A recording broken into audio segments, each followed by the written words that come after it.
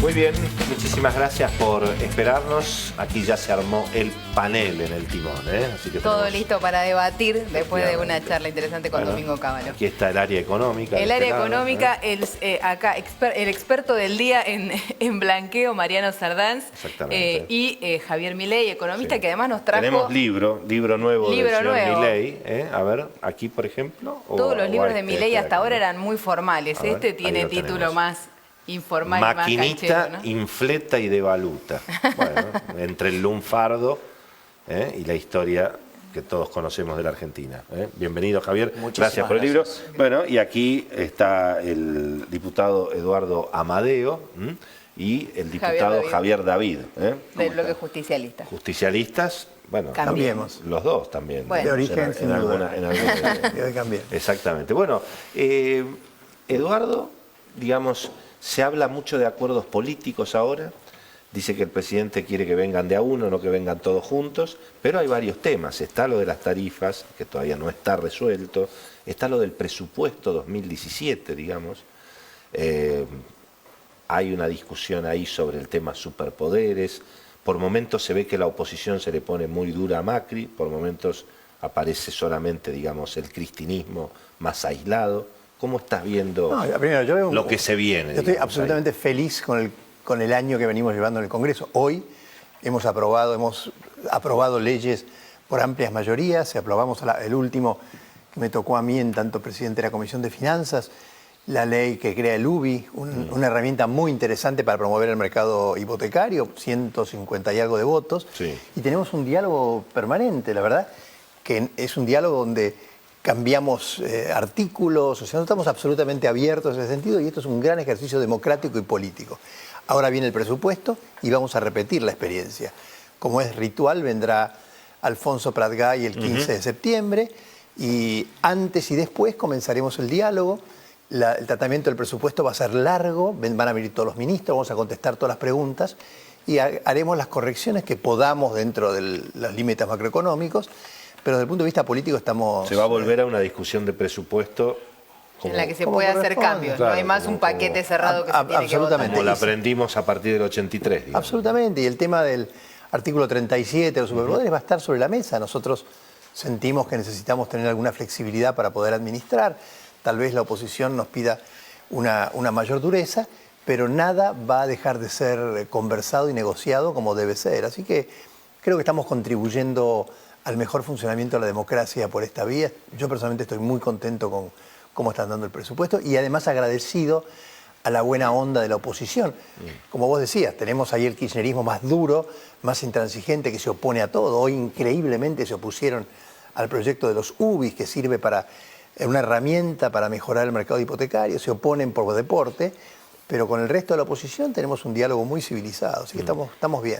Algunos dicen que en esa negociación, algunos legisladores del propio Cambiemos, hemos escuchado no decir que han sido también costosas, ¿no? Que las leyes originales que manda el gobierno tienen muchas modificaciones que muchas veces también terminan costando fiscalmente. Sí, a ver, por supuesto, y si yo estuviera en la oposición haría exactamente lo mismo, pero no ha sido un costo inmanejable.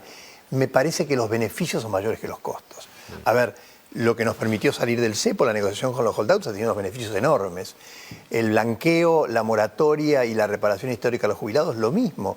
Obviamente tuvimos que meter allí, en este último, por ejemplo, aumentar la base de las personas que iban a recibir beneficios, pero no te diría que fue un monto inmanejable, pero los beneficios en términos de mirada de largo plazo, de funcionamiento del sistema, son mucho mayores que la pelea frontal, ¿no? Ahora, la oposición, digamos, aún la oposición que dialoga con el gobierno, finalmente el año que viene va a tener que ir a elecciones, ¿no es cierto? Entonces, sí. Ahí cómo... Va a haber tiempo, creo. Es un año difícil. Nosotros asumimos que tenemos de la oposición la enorme responsabilidad de generar condiciones razonables para que la Argentina pueda empezar a resolver muchos de los problemas que venían desde hace muchos años.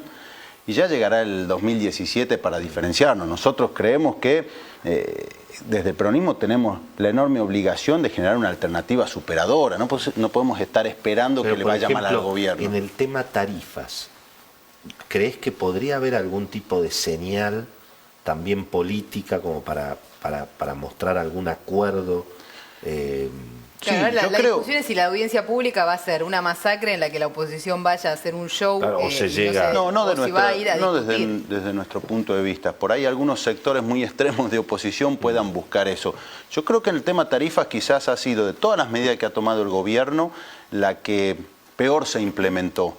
Es decir, a nosotros nos ha tocado acompañar, como bien decía Eduardo, la salida del cepo, un montón de medidas, el blanqueo, que por ahí generaron ruido. Pero me parece que en el tema tarifa, cuando dijimos esto viene mal, está mal implementado, hay algo que está funcionando mal y lo hemos planteado. Pero era, en rigor era la única que tenía un verdadero costo político. Bueno, tal vez arreglar con los holdouts, pero a esta altura del partido. Un poquito, muy No, poco. pero a ver, Ahí Digamos, las otras en la campaña se habían Lo anunciado difícil todas. era subir tarifas, me parece. Por eso, lo que digo es, nadie discute que la política energética del gobierno que se fue el 10 de diciembre fue malísima. No, está bien, Nadie sí, sí, discute eso está claro. que había que subir tarifa. Ahora, cuando se fue a implementar, Sí, sí, creo sí, que el gobierno claro. lo hizo de una forma muy cerrada, sin escuchar, hoy por hoy, yo escuchaba recién a Caballo, hoy por hoy pensar que se puede aplicar exactamente lo mismo que en el año 92 en cuanto a tarifa, parece un atraso enorme. Hoy está sentado el consumidor o el usuario, está sentado en la mesa y no lo discute nadie. Entonces, me parece que más allá de la audiencia, ¿no? Digo, saber, yo vengo de una provincia como Salta, donde tenemos una tarifa 5 o 6 veces, estoy hablando del cuadro de marzo, a lo que se aplicaba o a lo que yo consumo aquí en Buenos No, Aires. bueno, pero, Entonces, pero vos fíjate que todo eso, acá nos acabábamos con Eduardo la historia de cómo se calientan las piletas Sí. con el gas, mientras que la gente que trabaja en esas casas paga el gas 4 veces más caro que Claro. los patrones. Esa historia, pero sin embargo no se resuelve. No hay forma. por eso, yo que creo que el gobierno nadie tiene- asume el costo político de decir, sí, la verdad, sentémonos y aumentemos las tarifas. el gobierno tiene la Lo único enorme que- oportunidad Sí. ahora de generar un esquema tarifario razonable y con la búsqueda no del 100%, pero de un gran consenso político y social. Creo que hay que mirarlo. Ahora se ha anunciado que la semana que viene van a empezar ¿Hay a algo mostrar de a eso, Eduardo, o gobernadores. salió en los diarios? ¿La Lo del audiencia? acuerdo. No, la idea No, la idea que de no. tratar de buscar acuerdos políticos. A ver, se han ido ampliando el círculo.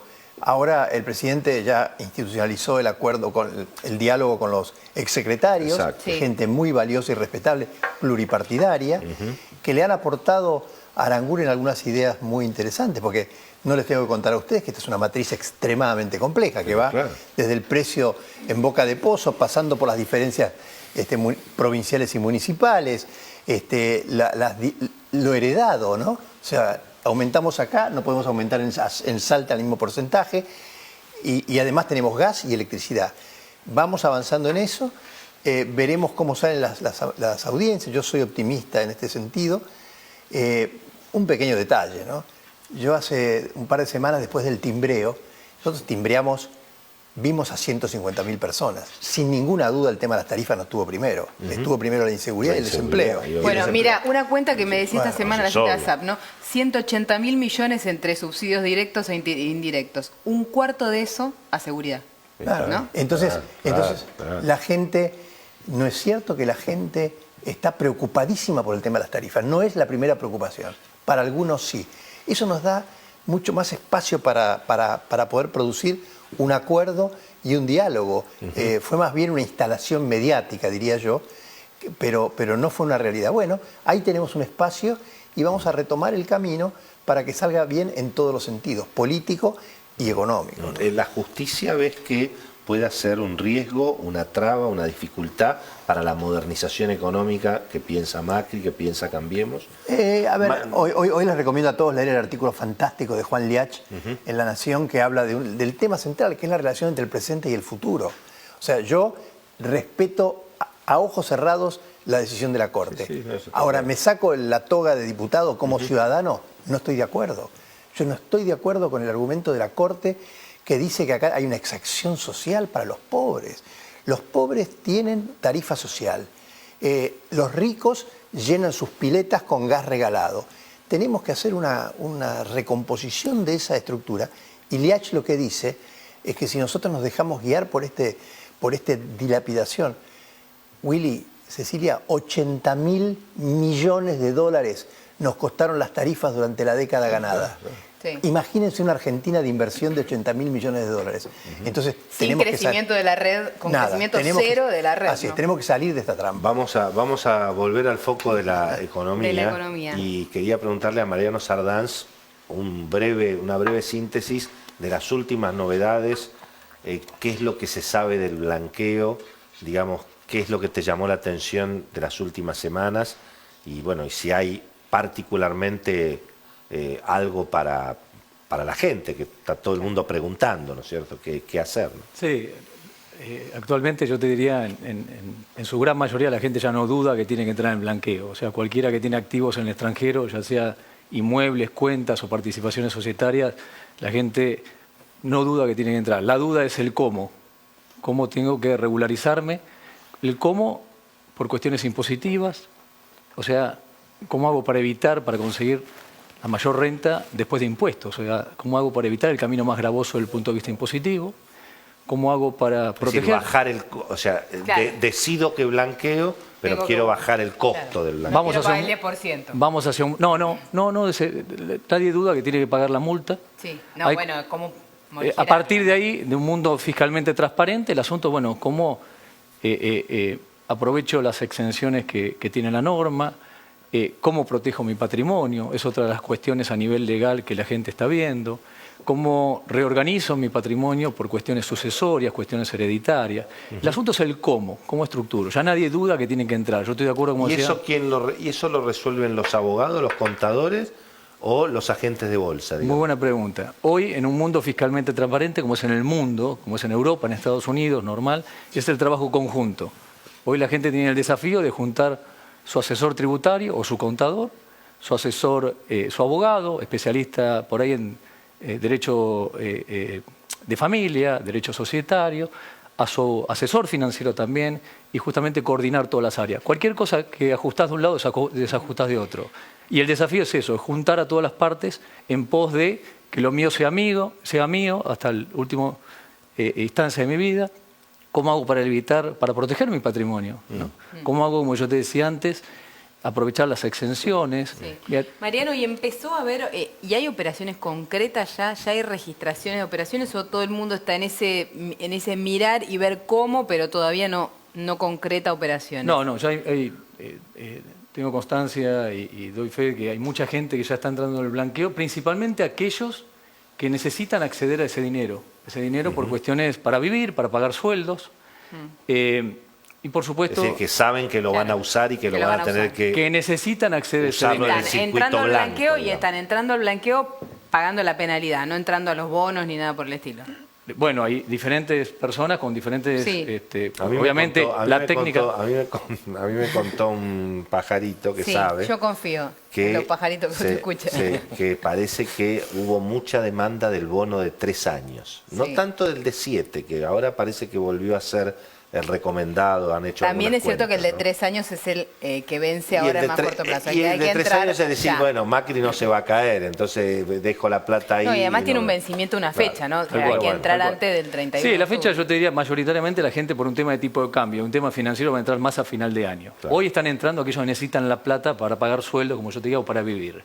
Claro. Pero hay gente entrando. Es el blanqueo express. Exactamente. Sería. Muy interesante. Claro. Bueno, señoras y señores, aquí está Javier Milei, obviamente el hombre al que todos queremos escuchar. Sí. El gobierno dice que hay brotes verdes. Los concesionarios dicen que se han vendido un poquito más de autos.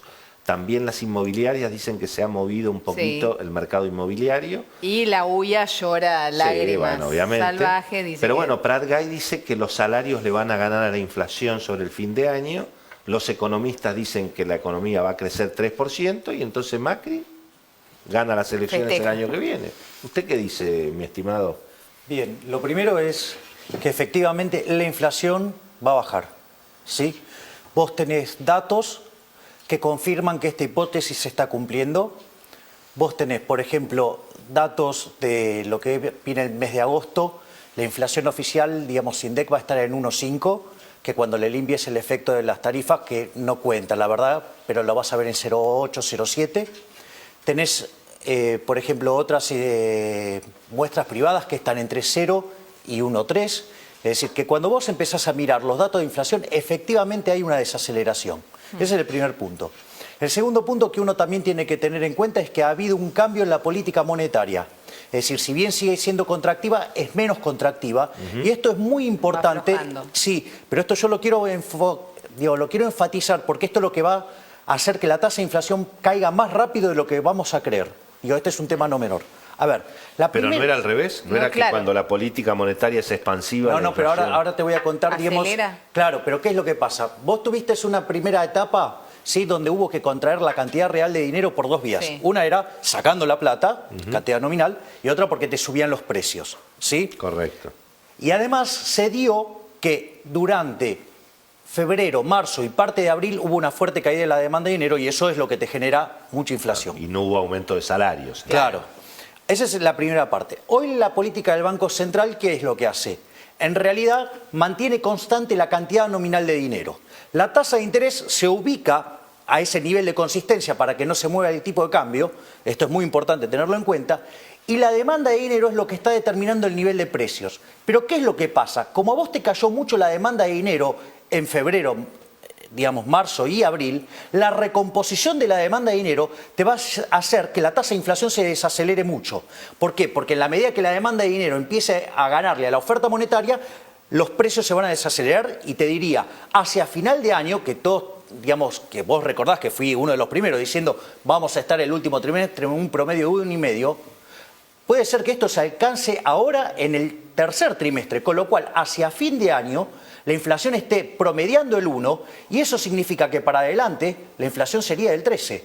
Y esto es un tema no menor y esto, digo, me parece que Eduardo, digamos, lo tendría que tomar nota, digo, te lo juro que te lo digo de la mejor, ¿no? Por el tema del presupuesto, no sea cosa que nos quedemos con una inflación alta. 17 en el dice el presupuesto, gobierno que va a 17. hacer la pauta. Una banda entre el 12 y 17. Claro, digo, exacto. Digo, yo mostraría la banda más amplia abajo y esa es la que le aplicaría el gasto público. Y después lo otro que te diría es, lo que vos ves en materia de actividad es que la tasa de caída se está recortando. Es decir, a veces eso también se llama rebote del gato muerto. Sí, pero también en es 2002 cierto... decíamos eso. También es cierto que cuando vos, por ejemplo, mirás los datos del sector externo, todo lo que tiene que ver con lo que es la manufactura de origen agropecuaria y lo que tiene que ver con los productos primarios, o sea, el campo, está andando muy, muy bien, ¿sí? Digamos, y, por ejemplo, lo que tiene que ver con la caída de la industria, la industria tiene que ver con la caída de la construcción, que ya sabemos por qué está el problema de la construcción,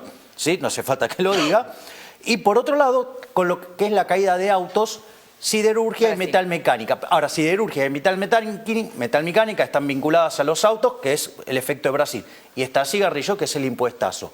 Entonces, si Brasil mejora un poquito, ¿sí?, más que pueda llegar a funcionar bien el blanqueo, bueno, entonces vos podés tener lo que se llama un rebote. Esto es un rebote, no es crecimiento, ¿eh? Señores, hasta acá llegamos porque ya nos quedamos sin tiempo en este bloque. Ahora, digamos, las economías regionales están un poquito En más Salta, ¿cómo está la complicadas. actividad real? No, tenemos algunos problemas. El del sector tabacalero, Salta es una de las principales productoras, impactó muchísimo.